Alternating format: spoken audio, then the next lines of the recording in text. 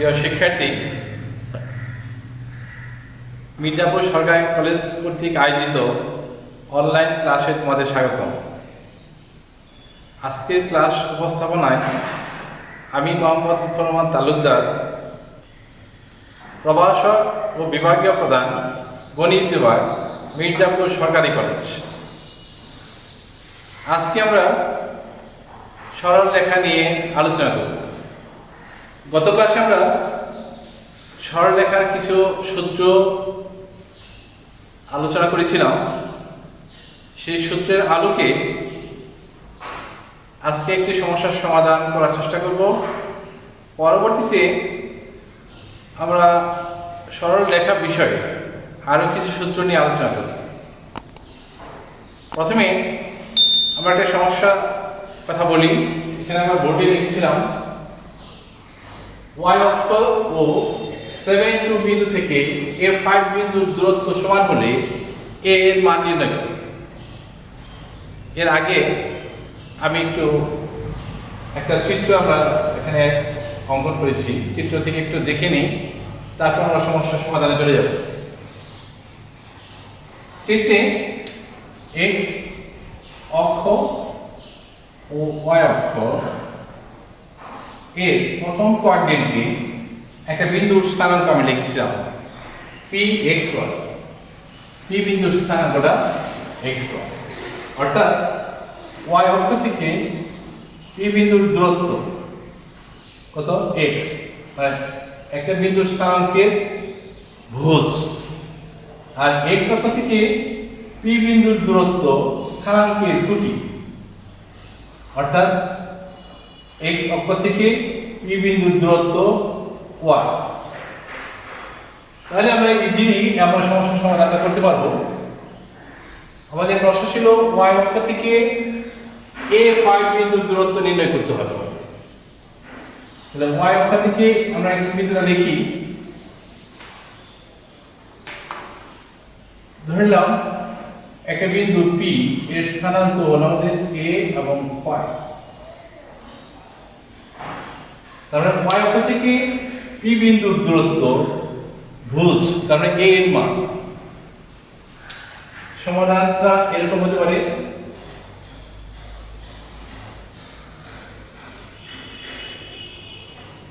y অক্ষ থেকে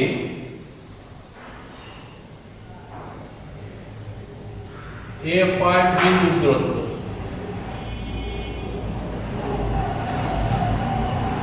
কি হবে? আমাদের বিন্দুর স্থানাঙ্কের ভুজের মান, অর্থাৎ a একক আমরা লিখতে পারি, এবং 7 বিন্দু থেকে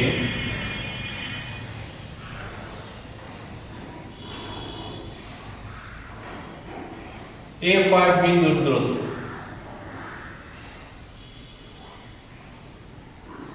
আমরা গত ক্লাসে এই সূত্রটা আলোচনা করেছিলাম, দুইটা বিন্দুর স্থানাঙ্কের দূরত্ব নির্ণয়ের সূত্র, অর্থাৎ √7 - a হোল স্কয়ার 2 - 5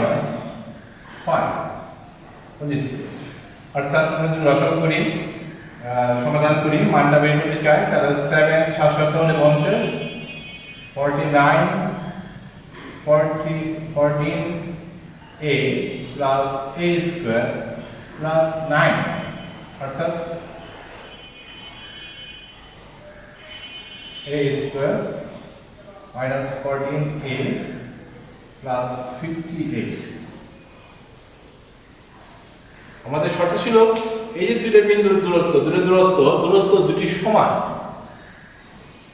তো সমান যদি লিখি, শর্ত অনুমতে আমরা লিখতে পারি, শর্ত মতে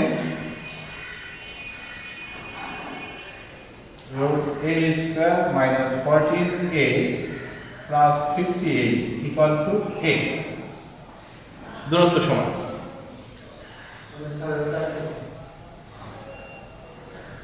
a square minus 14a plus 58 equal to a square। উভয় পক্ষে আমরা বর্গ করে পেলাম, বা 14a plus 58 equal to 0 a সমান 58/14 a এর মান হলো আমাদের 29/7 এই হলো আমাদের সমাধানটা। ঠিক আছে, আজকে আমরা পরবর্তী অধ্যায়ে আমরা সরলরেখার পরের সাব অনুশীলনে আমরা শিখব দুইটি নির্দিষ্ট বিন্দুর সংযোগ সরলরেখা অন্য কোনো নির্দিষ্ট বিন্দুতে যদি অন্তর বিভক্ত করে নির্দিষ্ট অনুপাতে, তাহলে ওই বিন্দুর স্থানাঙ্ক নির্ণয় করতে আমরা শিখব। তাহলে আমরা দেখে নিই।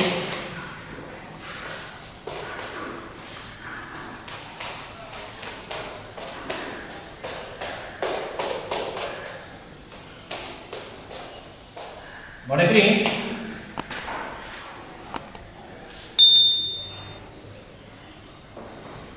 Px1 y1 ও Qx2 y2 বিন্দু দুটি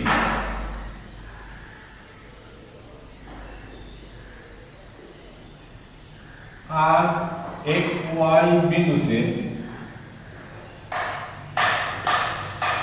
বিভক্ত করে m1:m2 অনুপাতে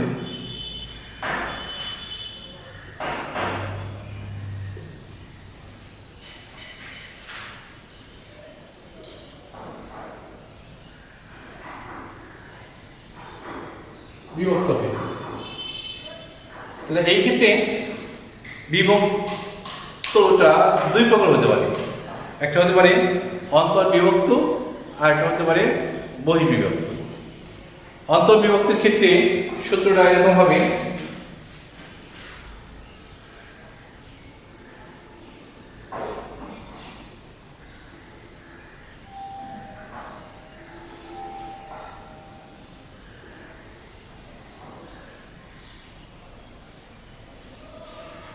তাহলে এরকম একটা ফিগার দিয়ে দিতে হবে Px1 y1 p বিন্দু এবং হলো Qx2 y2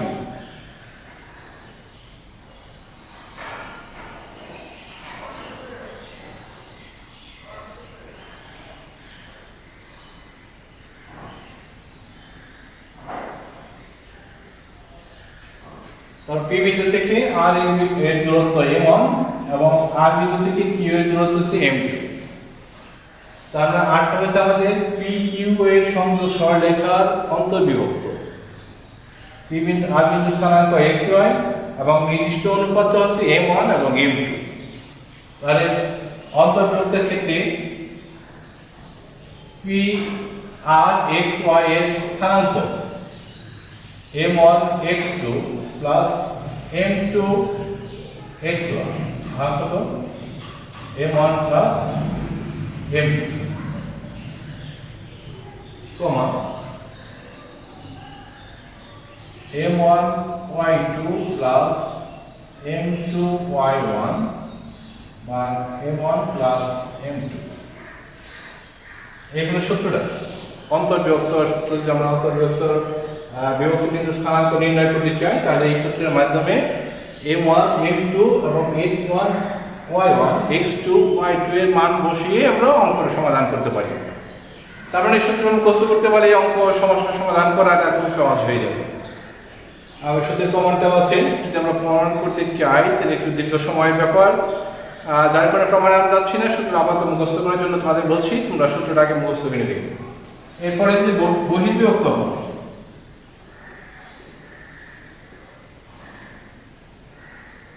বিভক্তের ক্ষেত্রে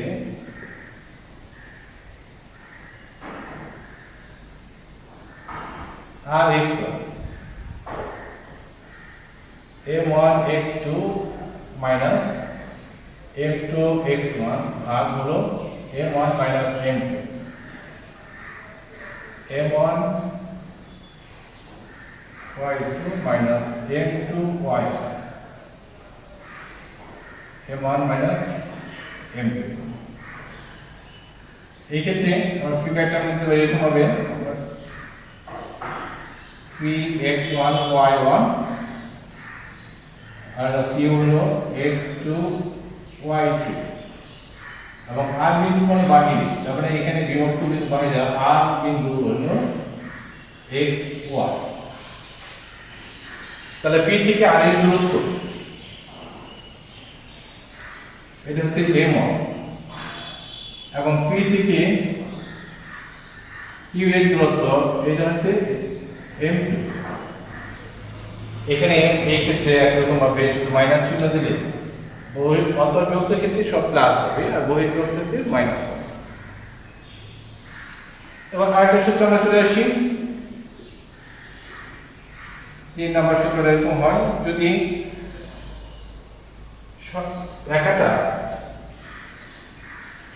px1 y1 এবং qx2 y2 আর বিন্দু যদি ঠিক মাঝখানে হয় আর সমান দুই ভাগে বিভক্ত করে এই ক্ষেত্রে m1 এবং m2 সমান হয়ে যাবে তখন সেই ক্ষেত্রে এটা হলো মধ্যবিন্দু আটটা আর মধ্যবিন্দু নির্ণয়ের সূত্রটা তখন এরকম হবে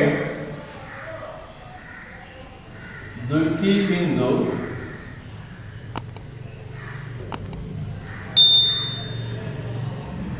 সংযুক্ত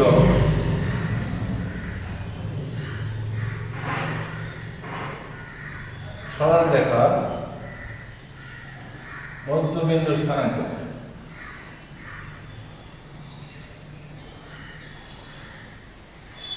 x1 plus x2 by 2 y1 plus y2 by 2 এই ক্ষেত্রে তো m1 এবং m2 সমান হয়ে যাবে সেই ক্ষেত্রে m1 কমন নিয়ে এই ক্ষেত্রে বসাই দিলে সব কাটা যাবে তখন সূত্রটা আকার ধারণ করবে এরকম হবে এই অধ্যায়ে আরেকটা সূত্র আছে 4 নম্বর সূত্রটা হচ্ছে এরকম হবে ত্রিভুজে ভর কেন্দ্রের স্থানাঙ্ক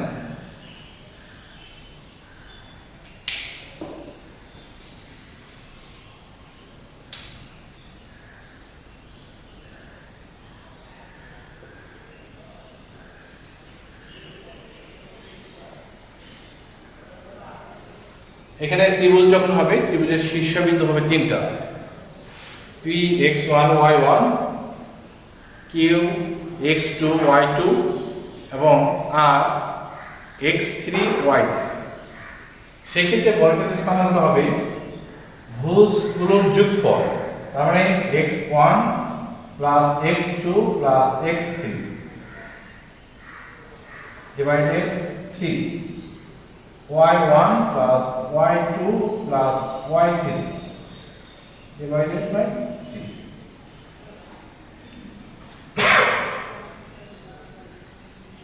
ঠিক এতগুলো সূত্র আমরা যদি করতে পারি মনে রাখতে পারি আয়ত্ত নিতে পারি তাহলে আমাদের এই 3.2 বা 3b এর অনুশীলনী অঙ্কগুলো সমস্যার সমাধান করতে পারবো আমরা নেক্সট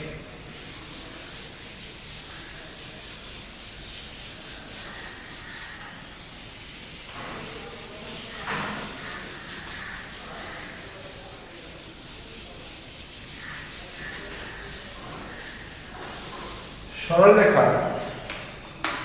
সাব অধ্যায় 3c এক্ষেত্রে ত্রিভুজের ক্ষেত্রফল নির্ণয় প্রিয় শিক্ষার্থী ত্রিভুজের ক্ষেত্রফল নির্ণয় করার ক্ষেত্রে মোটামুটি একটা সূত্র শিখতে পারলেই হয়ে যাবে আমরা আলোচনা করি মনে করি একটা ত্রিভুজের তিনটে শীর্ষবিন্দু px1 y1 qx2 y2 এবং আর x3 y3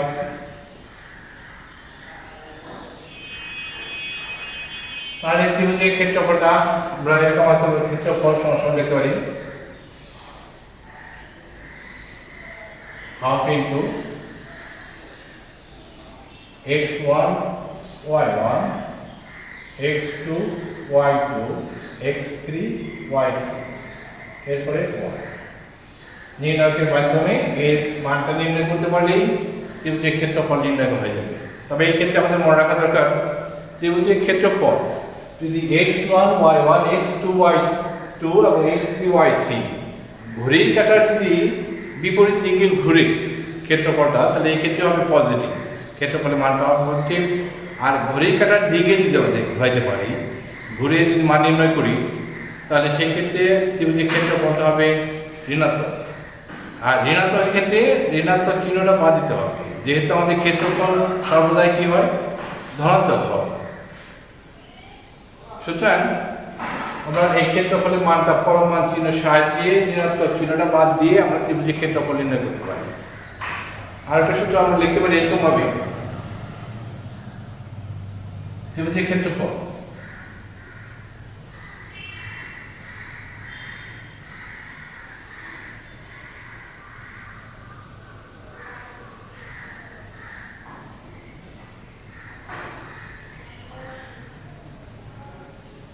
x1 y1 x1 x2 x3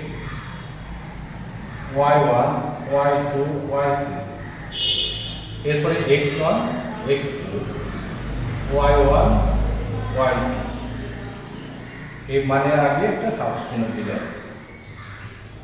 এটা মান নির্ণয় করার ক্ষেত্রে কি হবে, এটার সাথে লিখব, এটার সাথে লিখব, এরপরে বিয়োগ হবে এইটা এবং এইটা, এতটুকু।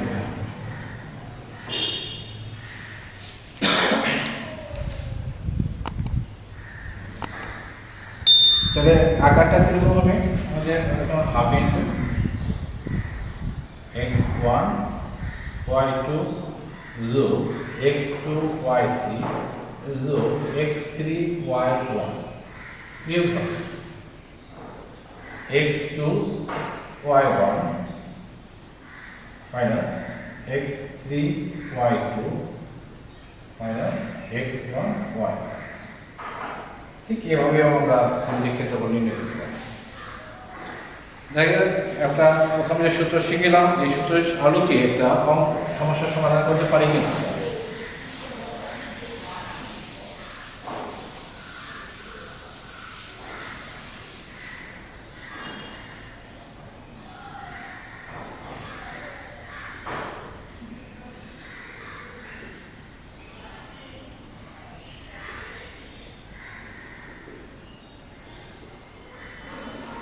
এ ও বি বিন্দুর স্থানাঙ্ক যথাক্রমে -2 4 এবং 5 4 -5 -2 4 4 4 -5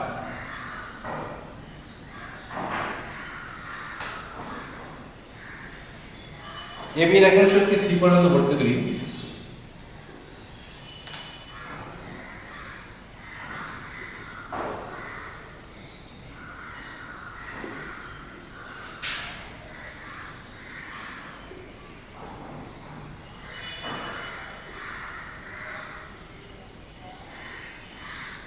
যেন AB সমান 3BC হয়।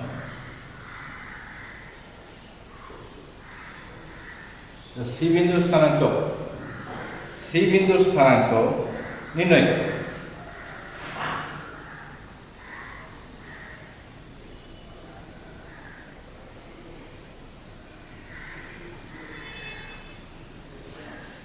সমাধান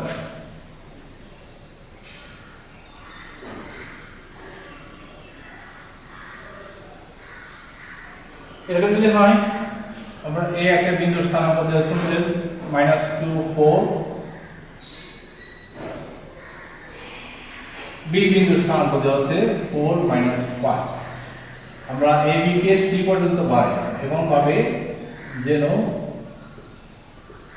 বিসি সমান সি এবি হয়, এবি সমান সি বিসি হয়। আমরা প্রথমে ধরে নিতে পারি, ধরি সি বিন্দু স্থানাঙ্ক x1,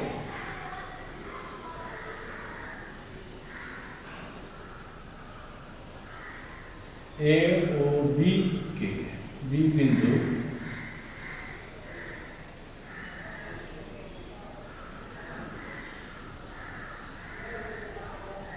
সরল রেখা সি পর্যন্ত এমন ভাবে বর্ধিত করি যেন এবি সমান 3bc হয়। তাহলে আমরা লিখতে পারি এবি বা এসি সমান এসি সমান হবে এবি প্লাস বিসি। এসি সমান হবে এবি প্লাস 3ab। এসি সমান হবে 4ab বা এসি আর এবি সমান হবে 4:1। অর্থাৎ এর থেকে সি এর দূরত্ব এবং এর থেকে বি এর দূরত্বের অনুপাত এসি অনুপাত এবি সমান 4:1। অর্থাৎ সি বিন্দু এবি কে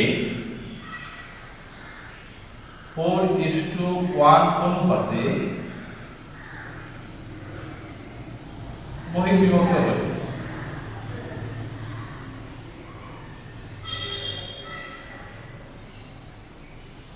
আমরা পেলাম এটা বহির্বিভক্ত সূত্রের মধ্যে আমরা যদি মানটা বসিয়ে দিই তাহলে আমাদের কিরকম আকার ধারণ করে আমরা দেখে নিই।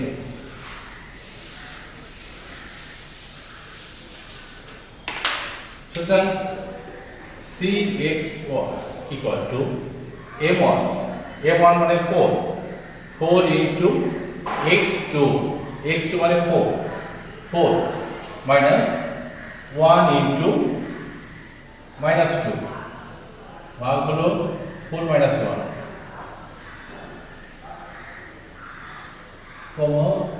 4 into y2 মানে -5 minus 1 into 4 মান হলো 4 minus 1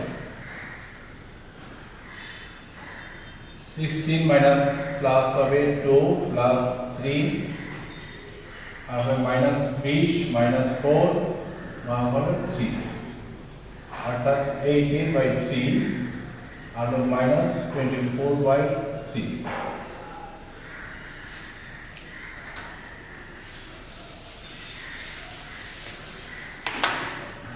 অর্থাৎ 6 minus 8।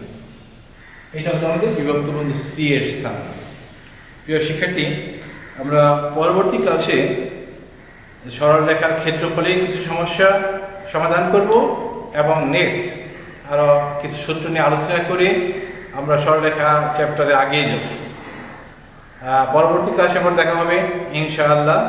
তোমরা ভালো থেকো, সুস্থ